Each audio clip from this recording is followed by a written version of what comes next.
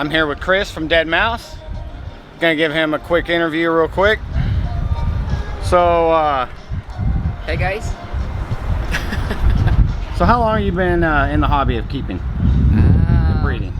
Seriously, probably like 10 plus years. 10 plus years? Yeah, but on and off, probably like close to 15 now. That's pretty good. Yeah.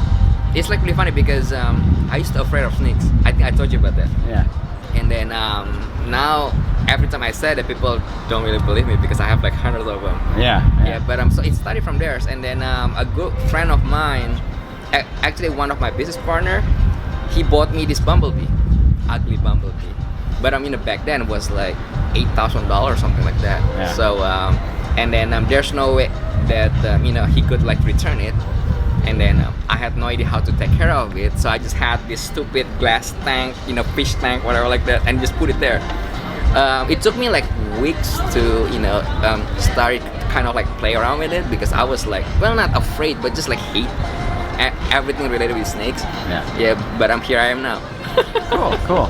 Yeah. So you mentioned you have hundreds of snakes. You got an exact count?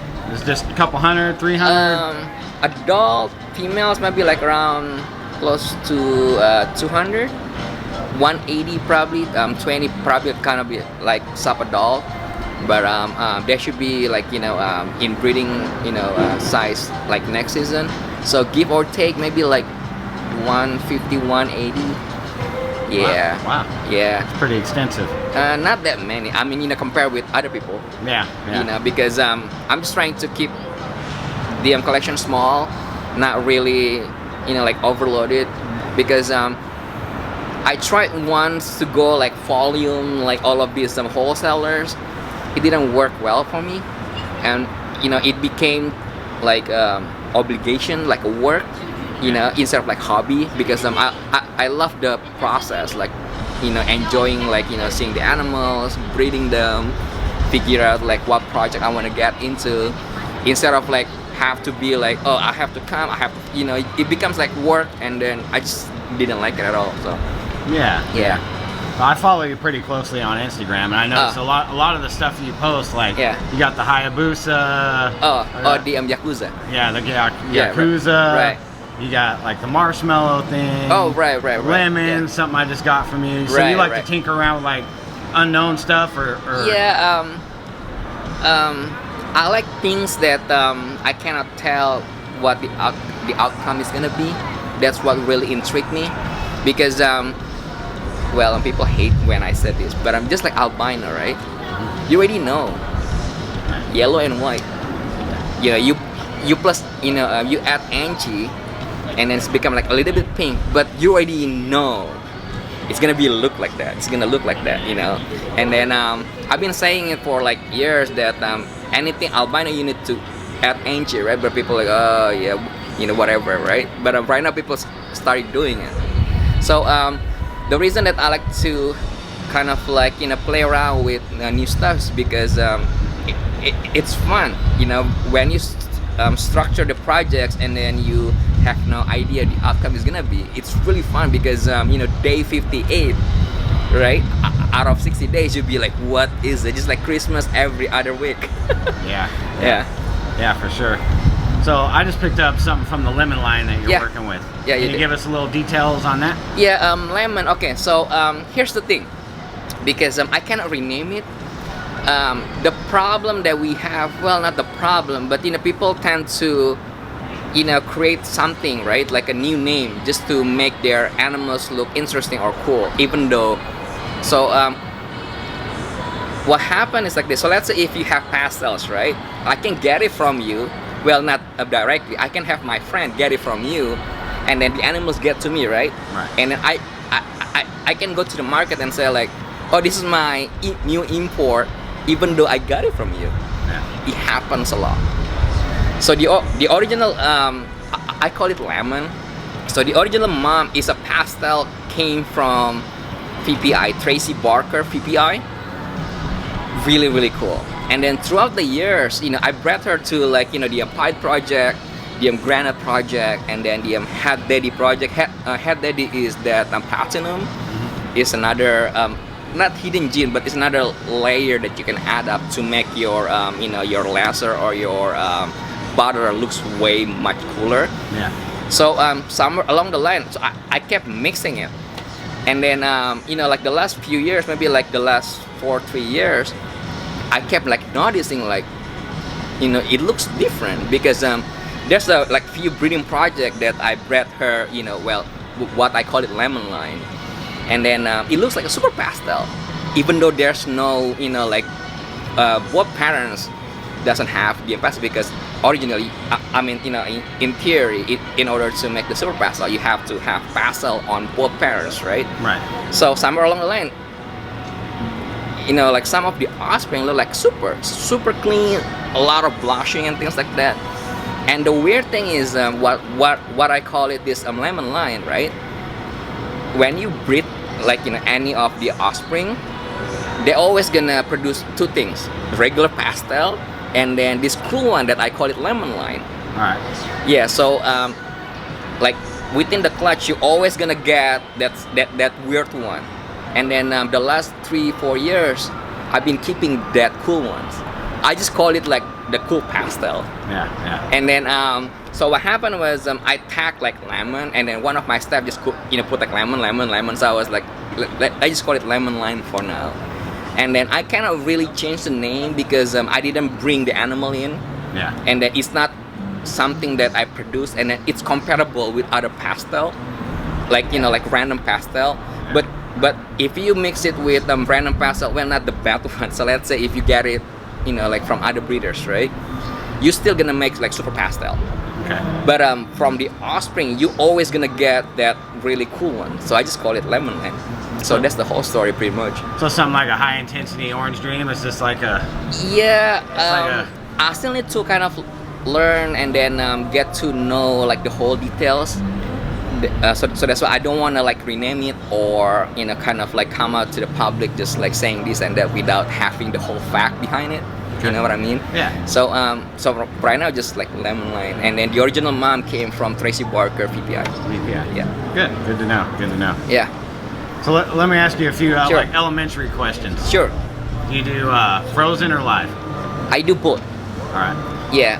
There's always argument, right? I mean, if you feed frozen, obviously you're gonna say frozen is the best way, right? Right. And then if you feed live, there's always so. From my perspective, and then my situation is because I'm really busy and I only have like one staff. If I ask my staff to do frozen, it's gonna take him the whole week. Yeah. Because you have to wiggle it, unfrozen it, he just gonna lose. So I like live because it's really easy. It doesn't take that much time. You just drop it and it's gone. And then I also have frozen as backup, just in case if like two of my my feeder stores don't have it or they're running low. At least I have a backup, and they do eat. It doesn't matter because people always kind of like having issue once they have feed them live and then they cannot switch them to frozen. It's just the way you read the snakes because the snake knows whether it's food for them. Yeah. It doesn't really matter. Yeah. I do half and half myself. Yeah, I do both. Yeah. Yeah. All right. Yeah.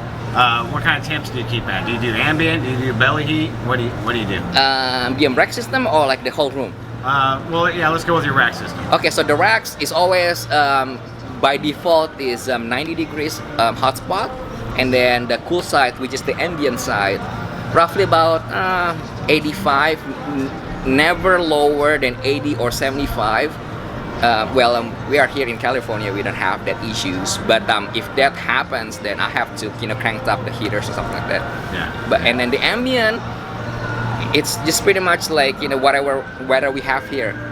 Okay. And then like you probably know, I breed all seasons. I never drop anything. I just figure out like if the animal's ready, they're ready. So you don't have to do anything. So let the nature take care for itself. Okay. All right. Before I take off here, sure. What's the project you're most excited working on right now? I have many of them. Okay. Top 3. Well, top 5 then. Sunset, obviously. My marshmallow, hopefully I have like 15 buyers probably like ready to go. Right. Yeah.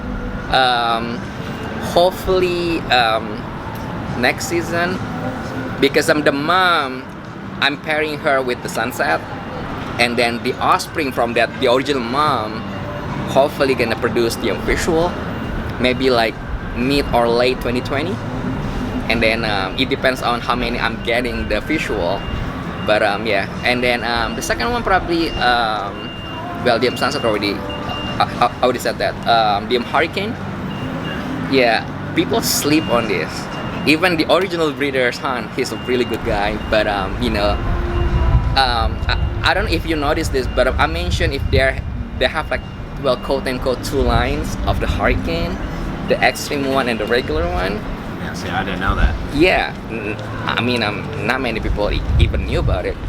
So what happened was, in any clutch, I mean, if it was just one clutch, it's probably like anomaly, right? Yeah. One day wonder. But in like 6 clutches,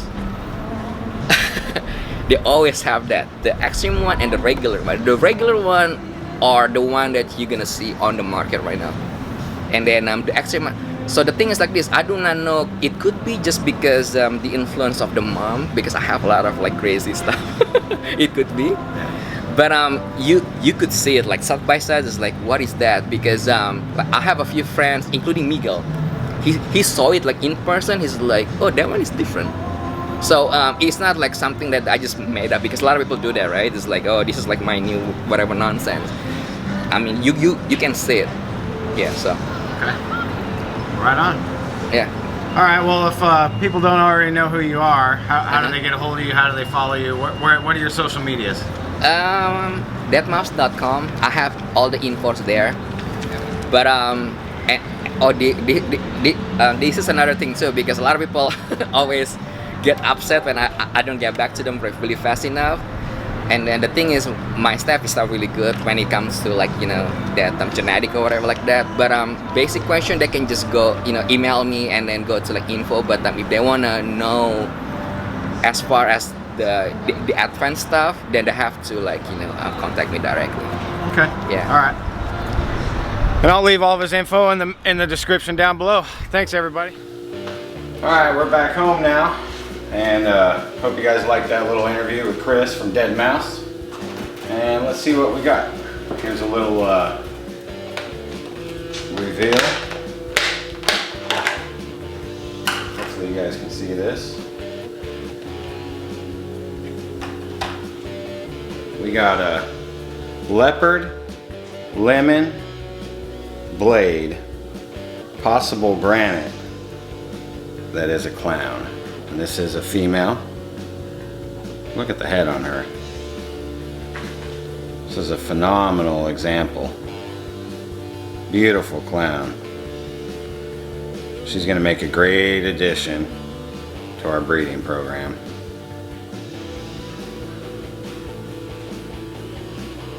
Check her out. She definitely hasn't missed a meal. Alright, we got one other snake to reveal, but this one's to the kids from Chris. Chris gave this to them. So, let's go check that out now. Alright, say hi guys. Hi. What up? What's your names? Kicks. I'm Connor. Alright, you guys ready to open up your present from Chris from DeadMouze? Yeah. Alright, when do you guys open up the bag and when do you guys take it out? I can take it. No, I'm taking it. I'm taking it out. Snake. It's a big one. Can you read it? Bumblebee, Mojave, Vanilla. Alright, that's your guys' snake. You guys want to take him out? Yeah.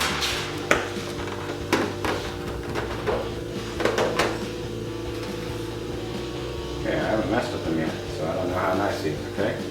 Boy? Yep, that's a boy. I want to hold him. Take him up to the camera. It's a Show him off. It's a snake. Okay, let Connor have a chance.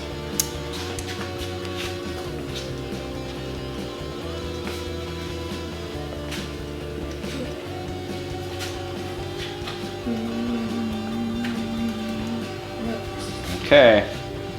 What do you guys tell Chris? Thank you. Thank you. Get in the camera and tell him thank you. Thank you. Thank you. Thanks, Chris. Don't forget to smash that like button, subscribe. And hit the notification bell, and we'll see you guys next time.